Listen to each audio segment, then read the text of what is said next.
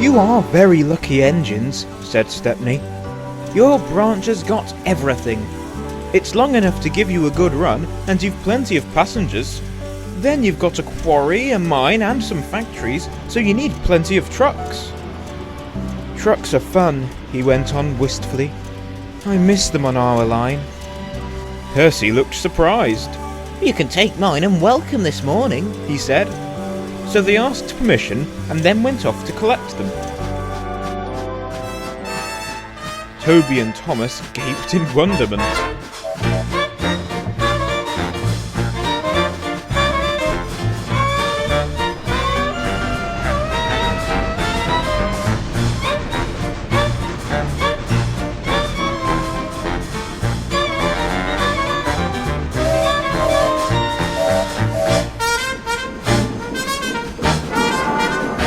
Stepney took his trucks to the harbour, picked up a load of empties, and started back.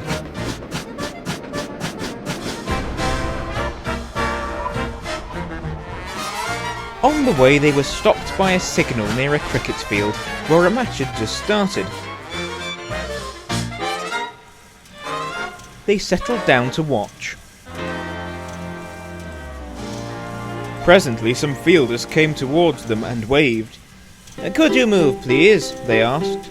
"Your last few tracks are behind the baler's arm."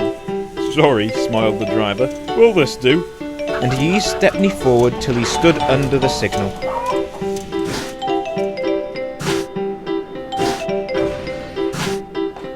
The cricketers shouted their thanks, and play began again. The batsman hit out, and soon a skyer towered towards the train. Clunk! Down went the signal. There was another clunk too, as the ball fell on the train, but neither driver nor fireman heard it. They were too busy. "Stop!" yelled the fieldman, but Stepney's noisy starting drowned their shouts. Come along," he puffed to the trucks, and left the frantic fieldman behind. "Our one and only ball," they said sadly.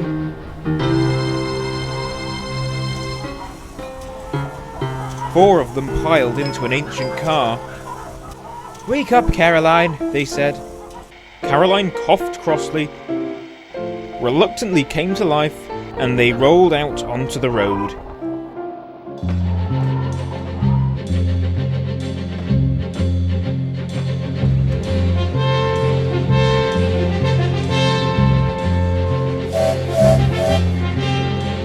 Stepney wasn't hurrying.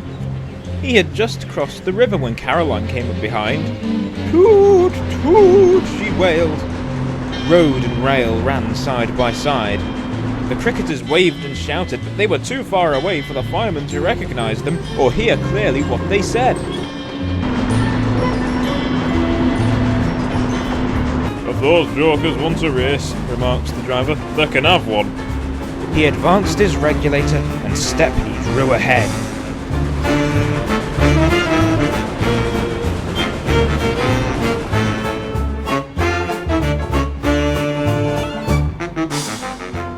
Poor Caroline wasn't happy.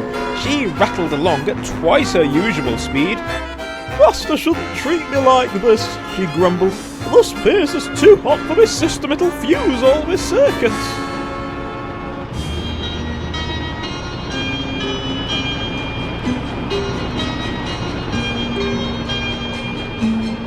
"That silly train has run into a hole so we can't catch it. Now Master will have to be sensible and go home." But Master didn't go home.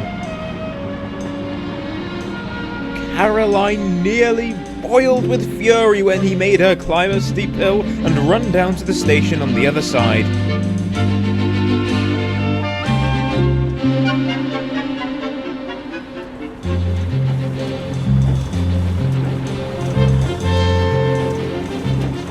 Caroline arrived just as Stepney had shunted the trucks. His crew were going off duty. The cricketers explained what had happened. The driver and fireman were surprised. Did you see the third truck from the van? They asked. They all went and looked. The ball was there, nestling under some straw. We're very sorry, the driver said. Never mind, you couldn't help it. Now we must get back quickly. Well, that's just it, said the driver. You'll never be quicking Caroline. She looks worn out. Wait a minute, he went on. I've got a plan. The driver spoke to the station master and signalman. Then they rolled Caroline onto a flat truck and coupled a brake van behind. The cricketers got in, and Stepney pulled the train.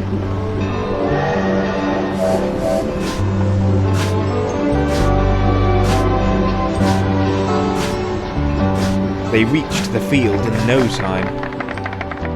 Stepney watched from a siding, while driver, fireman and guard sat in the pavilion. There were no more lost balls, and the game was played to an exciting finish. How's that? Even Caroline was pleased. She doesn't think trains silly now.